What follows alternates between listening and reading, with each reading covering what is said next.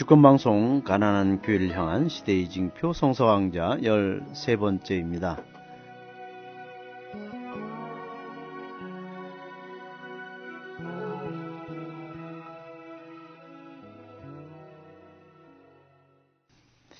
체코에서 프랑스로 망명한 작가 밀란 쿤테라는 사람이 권력에 맞서는 인간의 투쟁은 망각에 맞서는 기억의 투쟁이라고 했습니다. 진리의 반대말은 거짓이 아니라 망각이라는 것입니다. 기억한다는 것은 저항하는 것이고 또 망각을 한다는 것은 투항하는 것이다. 이야기가 있습니다. 기억은 증언하는 일이며 망각은 침묵을 강요하는 것이다. 기억은 단순히 과거의 복원이 아니고 공감을 불러일으키는 것이다. 아파하는 사람을 기억하고 또 그들과 함께 아파하며 그들의 아픔에 동참하고 한 마음을 이루는 연민, 이것이 바로 공감입니다. 잊지 않고 아픔과 슬픔을 기억하고 서로의 동질성을 회복하는 과정을 통해서 우리는 슬퍼하는 능력을 키우는 것입니다. 지금 우리 세상은 무관심의 세계화라고 합니다. 정말 이 관심을 갖지 않고 또 공감하지 않고 또 아파하는 이들과 함께하지 않는 그런 삶은 그 무관심 속에서 비인간화되는 그러한 우리 불행한 세상이죠. 무관심의 세계화를 극복할 수 있는 길이 무엇인가? 교종 프란시스코께서는 우리들에게 끊임없이 화두를 던지고 있습니다.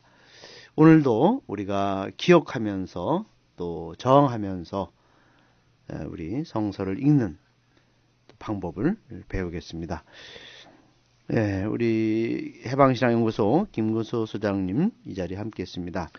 안녕하십니까? 안녕하십니까? 오늘은 마르코복음 3장 1절부터 6절까지를 함께 또 우리 공부해야 되겠네요. 예. 안식일이 되어 예수께서 다시 회당에 들어가셨는데 마침 거기에 한쪽 손이 오그라든 사람이 있었다. 그리고 예수께서 안식일에 그 사람을 고쳐주시기만 하면 고발하려고 지켜보는 사람들도 있었다. 예수께서는 손이 오그라든 사람에게 일어나서 가운데 서세요 하시고 사람들을 향하여 안식일에 착한 일을 하라고 했습니까? 악한 일을 하라고 했습니까? 목숨을 구하라고 했습니까? 죽이라고 했습니까? 하고 물으셨다. 그러나 그들은 입을 다물었다. 예수께서는 그들의 마음이 고집불통인 것을 슬퍼하시며 환한 얼굴로 그들을 둘러보시고 손이 오그라든 사람에게 손을 펴세요 하고 말씀하셨다. 그가 손을 펴자 그 손은 이전처럼 성하게 되었다. 그러나 바리사이파 사람들은 나가서 즉시 헤로데 당원들과 만나 예수를 죽일 방도를 모의하였다. 네, 감사합니다. 우선 오늘 이 복음의 내용을 우리가 공부하기 전에 지난번에 저희들 지나쳤던 그 질문 중에 하나가 성서 무소설을 한번 해설해 주신다고 했는데 이거 참 중요한 우리 문제 같아요. 그렇습니다. 가톨릭이나 개신교에서 성서 무호소를 제대로 설명을 듣지 못해서 오해하거나 잘못 생각하는 분이 적지 않습니다. 성서 무호소는 성서가 우리 인류에게 제안하는 구원의 소식은 틀림이 없고 그러나 성서에 나오는 사람, 인물, 숫자, 이야기, 설명, 내용에는 틀림도 있을 수 있다 하는 것이 제대로 이해하는 성서 무호설입니다. 그런데 이걸 잘못 이해하면 성서에 나오는 모든 글자 하나하나가 진실이다. 실제 일어난 사건이다. 네. 틀림이 없다. 이렇게 해버리면 문제가 커집니다. 성서에 같은 사건을 두고 복음서 저자들이 달리 표현하는 부분도 많고 숫자가 안 맞는 데도 있고 구약과 신약이 안 맞는 구절도 있고 무수히 많기 때문에 이 성서 무호소를 잘못 해석하면 정말 큰일 납니다. 예를 들면 성서에 나와 있는 모든 구절이 글자 그대로 맞는다 하면 요한복음에는 예수님이 예루살렘을 여러 번 다녔는데 마르코, 마테오, 루카에는 한 번밖에 안 갔습니다. 그런 거라든가 예수님이 돌아가신 날짜도 요한복음과 앞에 세 복음은 날짜가 다릅니다. 뭐 그런 것도 있고 한두 개가 아닙니다. 어제 지난번에 했던 그 대사제 이름도 이미 틀렸고요. 이런 것이 한두 개가 아니기 때문에 메시지는 옳으나 표현 방식에서는 실수가 있을 수 있다. 이런 걸 받아들이는 것이 좋겠습니다. 저는 성서 무호소를 아주 좁게 고지 겉대로 믿는 목사님이나 개신교 신도들이 뭐 오른눈이 잘못되면 오른눈을 빼라 했는데 오른눈 뺀 사람 본 일도 없고 오른손 자른 목사 본 일도 없고 그걸 그대로 믿는 사람도 그대로 하는 걸 제가 본 일이 없습니다. 맞습니다. 그러니까 이 만일에 성서 무호설이 절대적인 그러한 기준이라고 한다면 네 복음이 있을 필요가 없죠. 그렇죠. 그죠? 그냥 단일화 시켜갖고 예. 그냥 예수님 생애를 그냥 하나로 묶어야지. 예, 그렇습니다. 서로 그 네 복음이 또는 그 차이점이 있거든요. 예. 또 표현 양식도 예. 다르고, 그죠? 그러니까 뭐 예수님이 십자가 사건에서도 또 여러 가지 또 이렇게 저기가 관점이 다르거든요. 그렇죠. 그러니까 그런 신학적인 그 다양성, 또 어떤 그 복음사가들의 그런 그 어떤 뭘까요? 삶의 양식이 다른 거, 예. 문학적 양식이 다른 거, 이런 것들이 다 깨지는 거죠. 그렇죠. 네, 그러니까 이 성서무솔 또는 아니면 어떤 그 뭐 문자를 그대로 그냥 해석하는 그런 걸 또 우리가 이것은 우리가 좀 벗어나야 된다. 예, 그런 것이죠. 예, 그렇습니다. 네. 그럼 오늘 이제 우리 본문으로 들어가서 그 손이 오그라든 병자를 예수님께서 고쳐주시는 예. 그 이야기가 나오는데 유대 또 안식일에 이것이 치유 사건이 일어났죠. 예. 그럼 유대교회에서는 안식일에 치유를 금지시켰습니까? 그렇지 않습니다. 생명이 다급한 병은 네. 그런 거는 안식일에도 치유를 하거나 이게 좀 이렇게 돌보도록 했습니다. 그런데 안식일 아니고도 나을 수 있는 병은 꼭 안식일에 나와야 되느냐, 평일에도 하면 되지 않겠느냐, 이런 의견이 강했습니다. 그런데 예수님은 안식일에도 꼭 생명이 걸리지 않은 병이라 할지라도 고쳐주는 게 뭐가 나쁘냐. 그래서 안식일의 치유의 범위를 좀 확대하려고 이런 논쟁을 하고 있습니다. 근데 재밌는 것은 지금 예수가 마르코 복음에서 논쟁이 5편이 실려 있는데 지금 안식일의 논쟁이 계속 이어지고 있거든요. 이것은 종교 규칙을 허물라는 이게 종교 규칙보다 인간의 그 행복과 목숨이 중요하다는 걸 나타내기 위해서 일부러 지금 계속 중요한 안식일의 논쟁을 계속 배치하고 있습니다.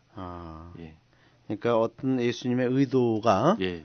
좀 이렇게 많이 깔려 있네요. 그렇습니다. 특히 이 복음서에 보면 예수님은 논쟁을 즐겨하는 분으로 나옵니다. 그러면 오늘날 우리 신학자들이나 성직자들이 과연 논쟁을 즐기는지, 논쟁을 정말 열심히 하는지 그것도 한번 묻고 싶습니다.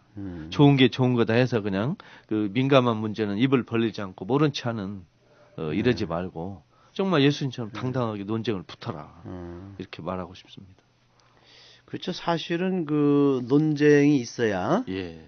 어떤 그 학문도 더 발전하고, 그렇죠. 더 자극을 받고, 예. 더 공부하게 되는 것이지. 예. 이제 아무 논쟁이 없이 그냥 어떤 걸 가지고 절대화 시켜버리면 예. 그 사람이 발전이 없죠. 예. 특히 학문은 더 그렇죠. 그렇죠. 특히 성서에서 예수의 논쟁은 목적이 뚜렷합니다.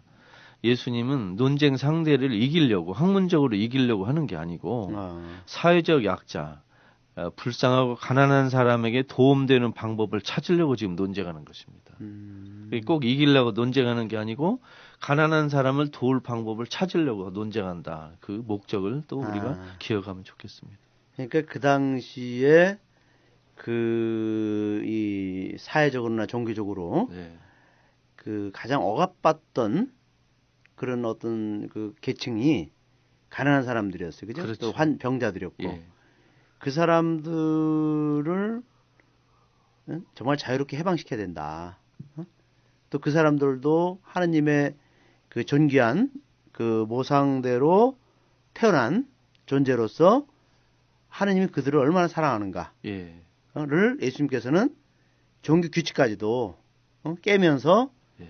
선포한 거 아닙니까? 알려준 거 아닙니까? 그렇죠. 종교 규칙 그 자체로는 의미가 없습니다. 네. 종교 규칙이 사람을 위해 봉사하니까 의미가 있는 거지. 아, 그 규칙 자체가 유지하려고 사람을 억압하면 그게 무슨 필요가 있습니까? 그런 규칙은 없애버리는 게 좋습니다. 그렇죠. 예.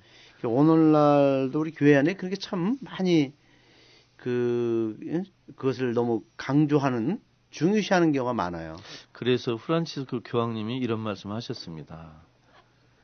한때 효용성이 있던 규칙이 오늘날 와서 무의미한 게 있다. 예. 그런 건 빨리 고치고 점검해야 되겠다. 이런 말씀하셨어요. 아, 예.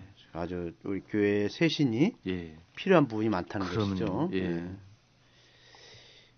이제 오늘 또 이 안식일의 치유 사건을 보면은 예수님께서 안식일 말고도 평일에 이렇게 그죠? 충분히 치유할 수 있었는데 꼭 이렇게 안식일을 치유했다는 거. 아까도 이제 그런 설명을 해줬죠, 그죠? 근데 그 당시 유다교에 예수 당시의 유다교에 그 바리사이파 중에 네.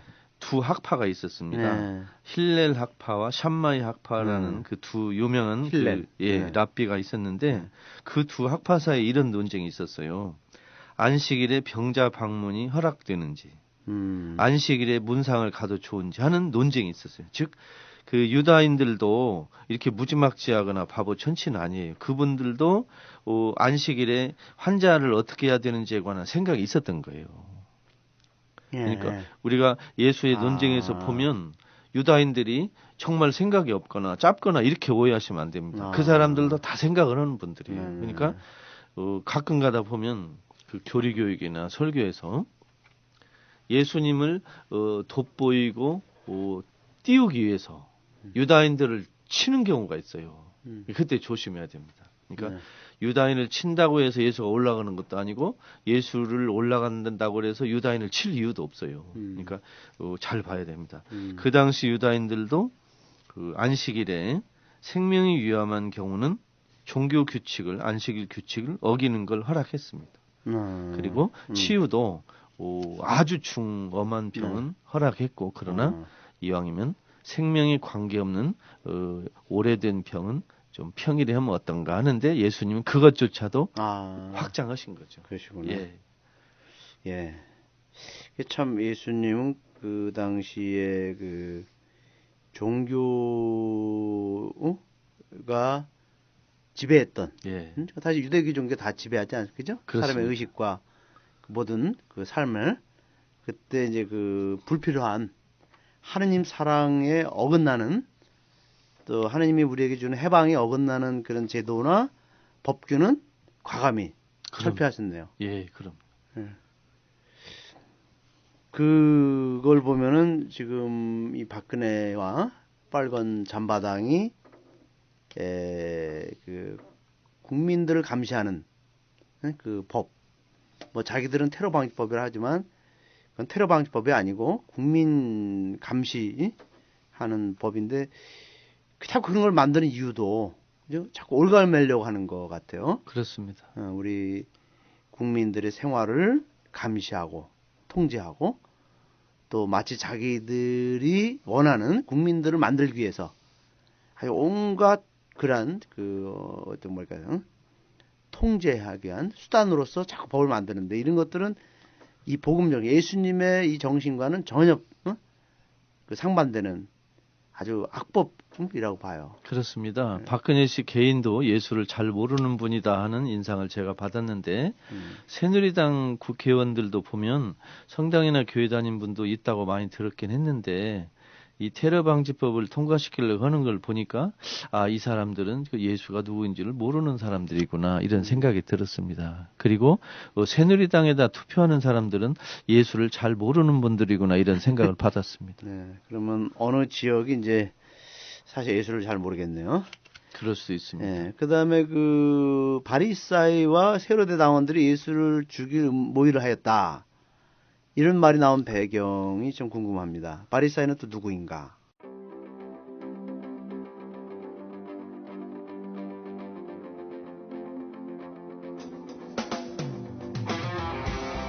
주권 방송과 함께 박근혜 시대를 헤쳐가시는 애청자 여러분들께 정중히 인사드립니다.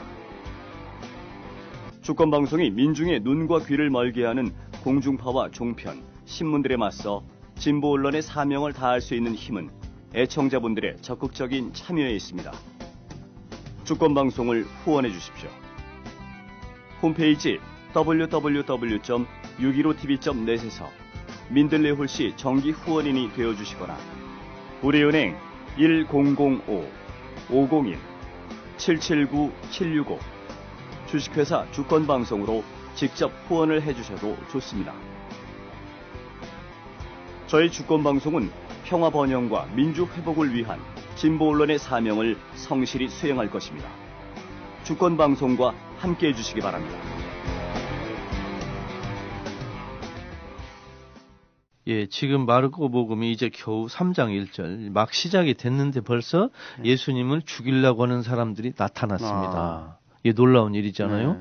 이제 겨우 활동한 지 며칠 되지도 않은 것 같고 지금 예수의 활동이 몇 개 소개되지도 않았는데 벌써 예수를 죽이려고 한다. 어허. 놀랍지 않습니까? 예, 예수를 가장 먼저 알아본 사람이 귀신 아닙니까?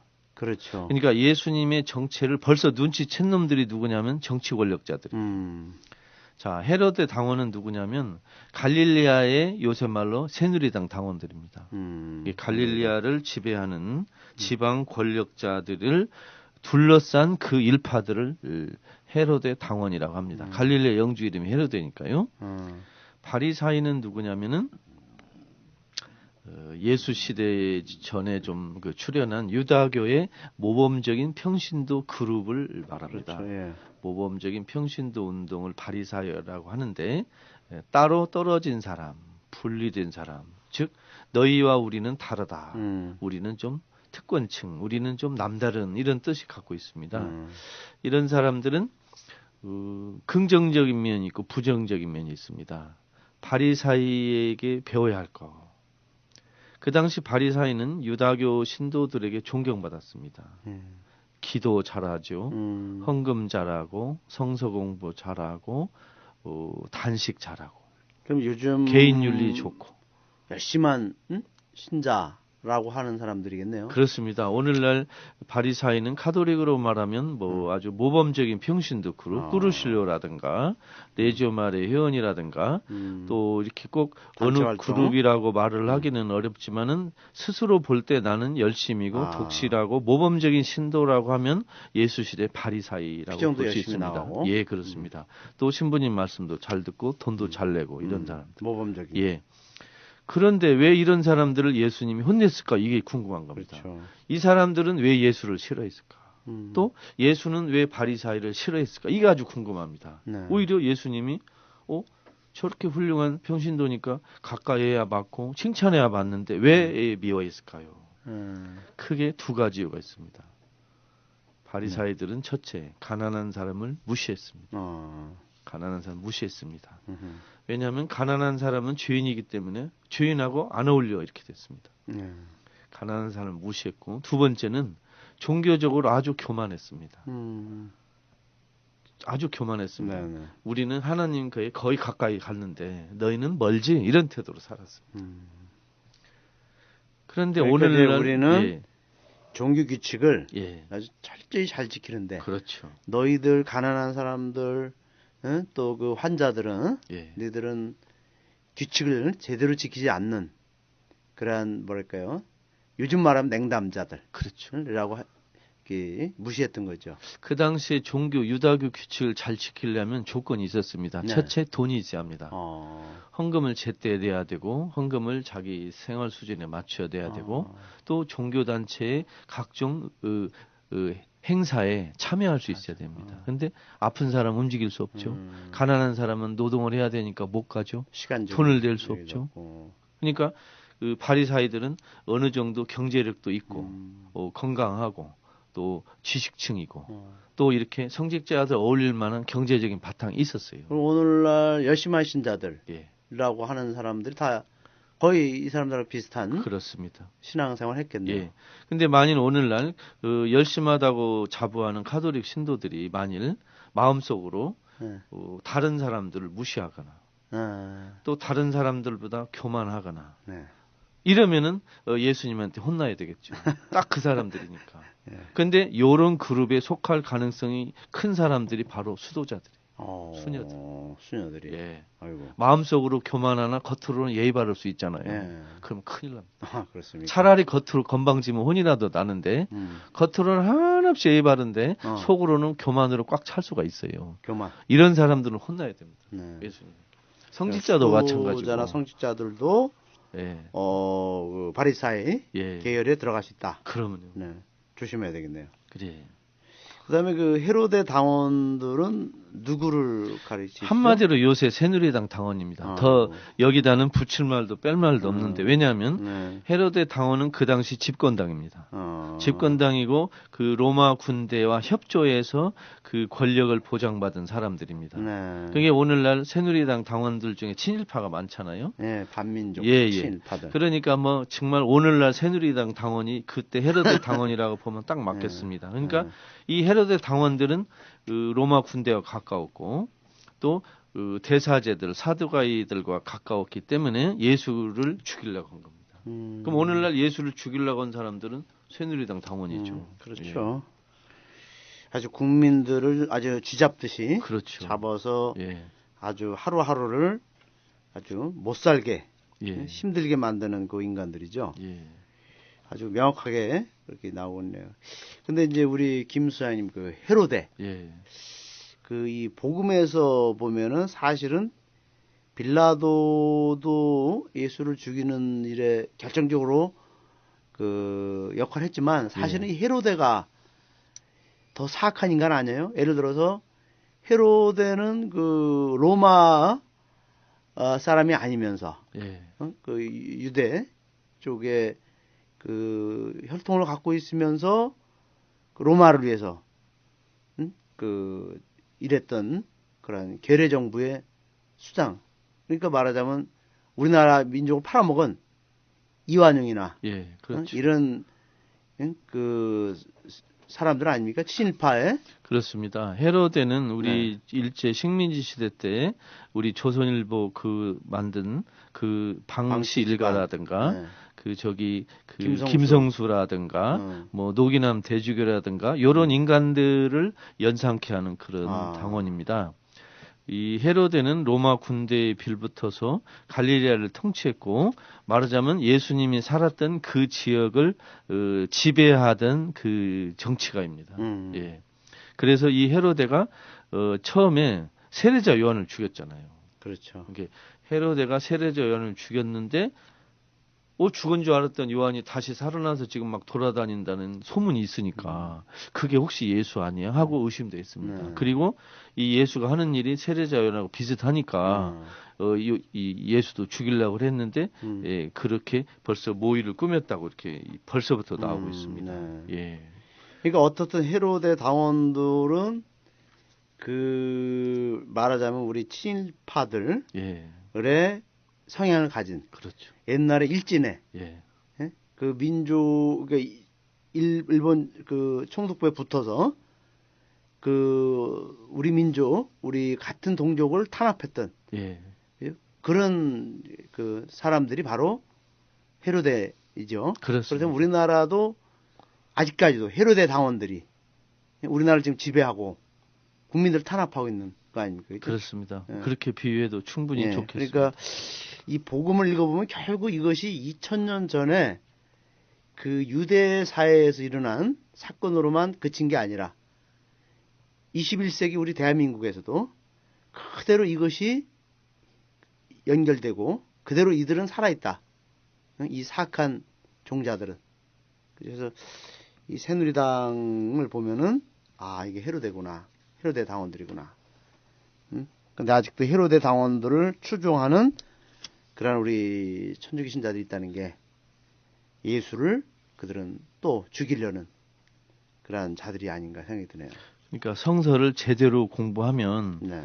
예수 시대의 세상뿐만이 아니고 오늘 우리 시대의 현실도 정확히 알 수 있습니다. 근데 성서를 잘못 배우면 네. 헤로데 같은 인간들을 도와주고 투표해 줄 수가 있는 거예요. 그래서 그럼- 성서를 정말 제대로 공부하는 게 중요하다고 생각합니다. 예, 진짜 제대로 공부해야 되겠네요. 그러면요. 예. 또 이 병자를 치유한 예수처럼 좋은 분을 참 좋은 분 아닙니까? 그죠? 예, 이 사람을 고통에서 벗어나게 해주는 예. 이런 분을 바리사이와 헤로데 당원을 왜 죽이려고 했습니까? 제가 신부님께 세상 사람들의 세태에 대해서 한번 질문을 드리고 싶습니다. 네. 보통 사람들은 악한 사람을 더 미워합니까? 아주 훌륭한 사람 미워합니까? 훌륭한 사람을 미워하죠? 악한 사람은 악하기 때문에 미울 수도 있고 네. 훌륭한 사람은 시기 질투 때문에 죽이고 싶은 거예요. 자기가 못하니까. 못하니까. 그러면 여기서 헤로데 이 사람들은 예수가 나쁜 짓을 해서 파렴치범해서 죽이고 싶은 게 아니고 네. 너무 선하고 의롭기 때문에 못마땅하고 불쾌해서 시기 질투로 죽이고 싶은 거예요. 아, 예를 들어 지금 여기서 예수님이 병자를 오랫동안 치유하셨잖아요. 그러면 요새 말로 누가 암을 다 고쳤어요. 근데 그 사람을 죽이려고 그래 누가. 아니 암을 고친 사람을 왜 죽여? 시기 질투로. 나는 못 고치는데 너는 왜 고쳐? 이렇게 되는 거예요. 예. 그래서 사람을 미워할 때는 꼭 나쁜 일만 해서 미움받는 게 아니고 선하고 의로운 일을 해도 미움받는 그 세태가 우리 시대뿐만이 아니고 예수 시대도 있다는 것입니다. 예. 그러시구나. 아 우리 시대도 많잖아요. 네. 그래서 이제 이걸 저도 이제 이 부분에서 또 한 가지 내가 좀 짚고 넘은 게 예수께서 이런 말씀하셔요. 안식일에 착한 일을 하는 것이 옳으냐, 악한 일을 하는 것이 옳으냐, 사람을 살리는 것이 옳으냐, 죽이는 것이 옳으냐 하고 물으셨다. 예. 그들이란 것은 바리사이와 헤로데 당원들은 예. 말문이 막혔다 이렇게 나왔네요. 예. 제가 이 대목을 읽으면서 테러 방지법을 빙자한 국민감시법을 예. 지금 이제 하는 야당 쪽에서는 이제 소수당의 한계 때문에 예. 필리버스터를 무제한 토론을 이용해서 막고 있지 않습니까? 그죠? 예. 이제 우리 이 방송이 아마 끝났을 때는 아마 결론이 될 것 같아요. 예. 어떻든. 그런데 이제 더불어민주당 쪽에서과 정의당 쪽에서는 새누리당에게 그럼 너희들도 필리버스터 이걸 못하게 하지 말고 너희들도 찬성 토론자로 나와서 너희들 저기 하라. 바른 기회를 가져라. 근데 요것들이 안 해요. 반대 토론자로 야당에서 계속해서 하면은 그죠? 자기들이 그만큼 테러 방지법이 그렇게 국민에게 필요하고 이 나라에 정말 테러 방지를 해서 그렇게 적극 밀어붙이면 국민들 앞에 나와서 그죠? 설득하고 설명하고 이해를 시켜서 또 자기 주장을 펴야 되는데 요 인간들은 안 나와. 그러게 이게 얘들이 설득력이 없는 거야. 근데 원래 이 필리버스터를 도입한 건 새누리당입니다. 새누리당이 도입했죠. 본인들이 도입해놓고 본인들이 모르고 있는 거예요. 그러면 자기들이 지금 그 기회를 자기들이 그죠? 법적으로 해놓고 그 기회를 줬더니 못하겠다. 예. 이 바보 멍충이들이네요. 그렇습니다. 저는 또 지금 필리버스터에 쓰는 야당 의원들의 그 노고를 존경합니다만 혹시 뒤에서 야당이 새누리당과 야합을 해서 협상을 해서 이 테러 방지법을 통과하지 않을지 혹시 걱정입니다. 글쎄요. 이렇다면 정말 국민을 또 속이는 거 아닙니까? 제발 그러지 말아 주시기를 바랍니다. 네. 그다음에 이제 이제 여기서 예수께서 우리가 인간 예수, 예. 어떠나 자비의 모습을 보여주는 예수가 아닌 또 다른 예수를 보게 되는데요. 예. 예수께서는 그들의 마음이 완고한 것을 탄식하시며 예. 녹이 띈 예.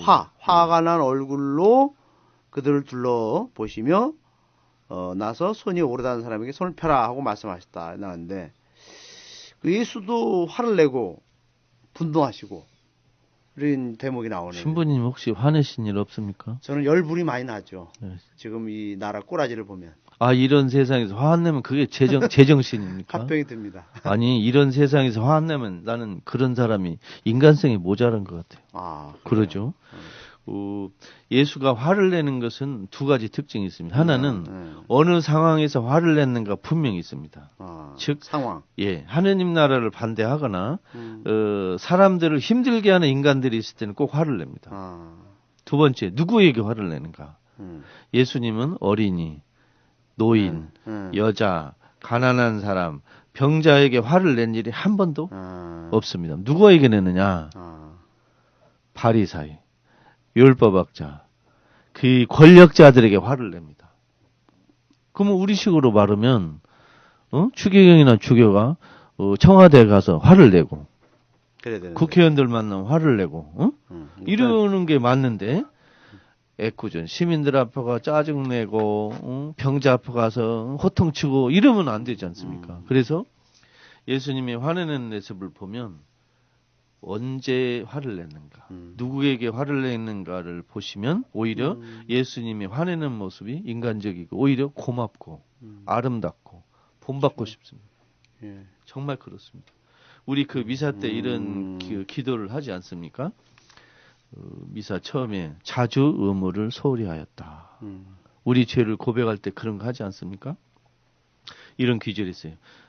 또한 자주 의무를 소홀히 하였습니다.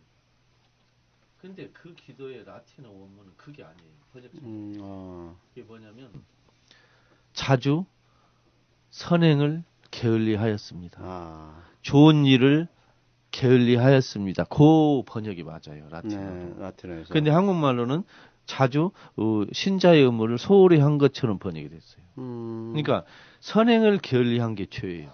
선행. 어떤 사람은 종교 규칙을 어기는 게 죄냐 이렇게 생각하는데 그게 아니고 선행을 게을리한 것도 죄면 우리가 죄를 좀 더 공정히 볼 수 있을 것 같아요. 사랑을 하지 않은 게 죄고 선행을 게을리한 게 죄다. 이것이지 단지 종교 규칙을 어기지 않고 의무를 위반하지 않으면 그러면 다 끝난 거냐? 그건 아닌 것 같아요. 선행을 게을리하는 것도 죄다 이렇게 꼭 말씀드리고 싶습니다. 그러니까 약자를 괴롭히고 예. 또 불행에 빠뜨리게 하고 고통스럽게 하는 자들을 향해서 예. 예수님은 화가 그렇죠. 언제든지 화를 냈죠. 그때 화 안 내면 그 죄예요, 진짜로. 그 죄이고. 불의를 보고 화 안 내는 건 죄예요, 진짜로. 네. 예? 예. 그러니까 그 인격적으로 미성숙한 자들은 자기 개인의 이익에 따라서 감정에 따라서 나에게 불편한 것에 대해서 화를 내는 존재들이고 그렇죠. 예수님의 그 분노는 사회적, 그죠? 당신 자신이 아닌 정말 가난한 자들을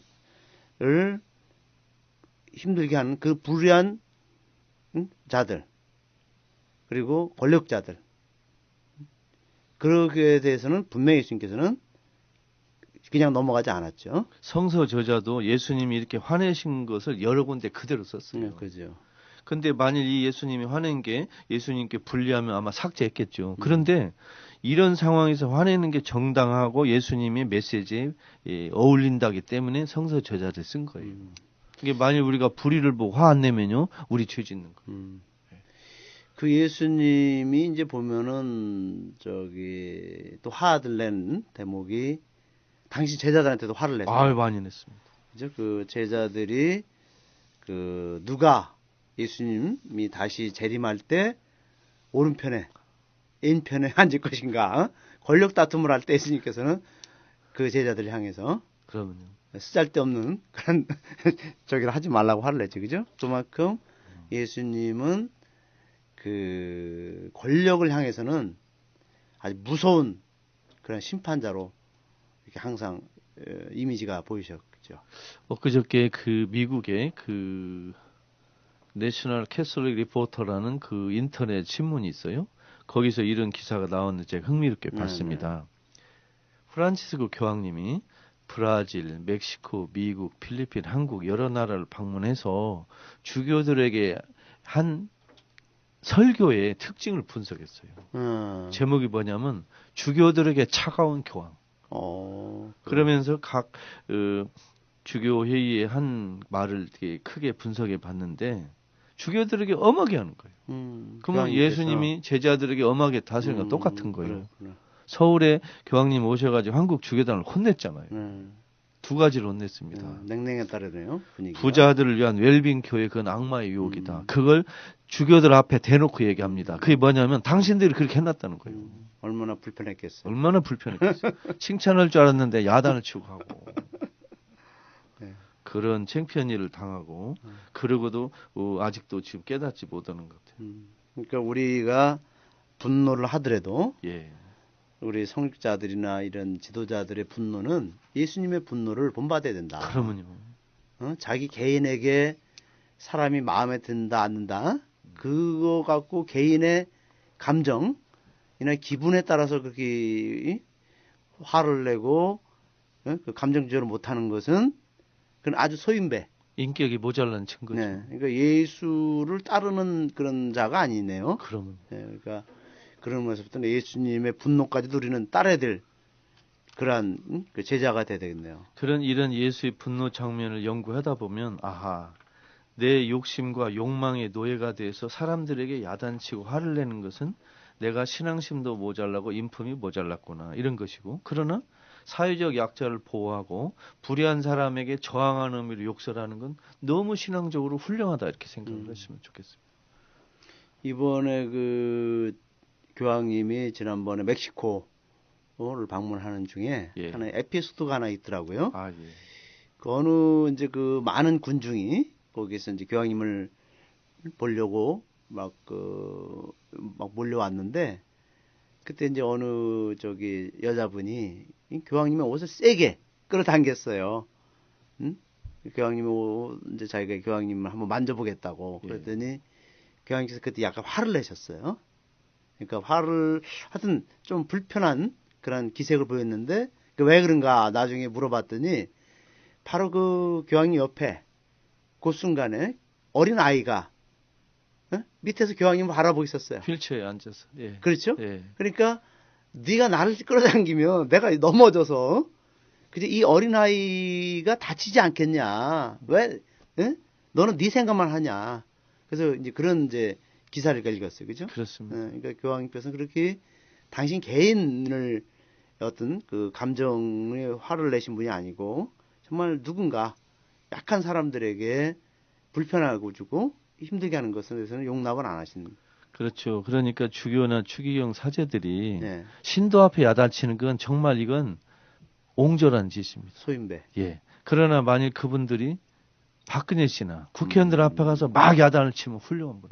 박근혜나 또 도지사 그런 사람들의 잘못에 대해서는 아주 엄중하게 꾸짖어야 되는데 그런 분들 앞에서는 이렇게 무척 작아져요. 비단처럼 보더라고요. 예, 아마 그 예산 문제가 있지 않을까 생각이 듭니다. 어떻든 예수의 분노를 우리의 분노로 우리가 만들어야 된다는 것이 오늘 마지막 부분에서 또 새겨드려야 될 말씀 같습니다.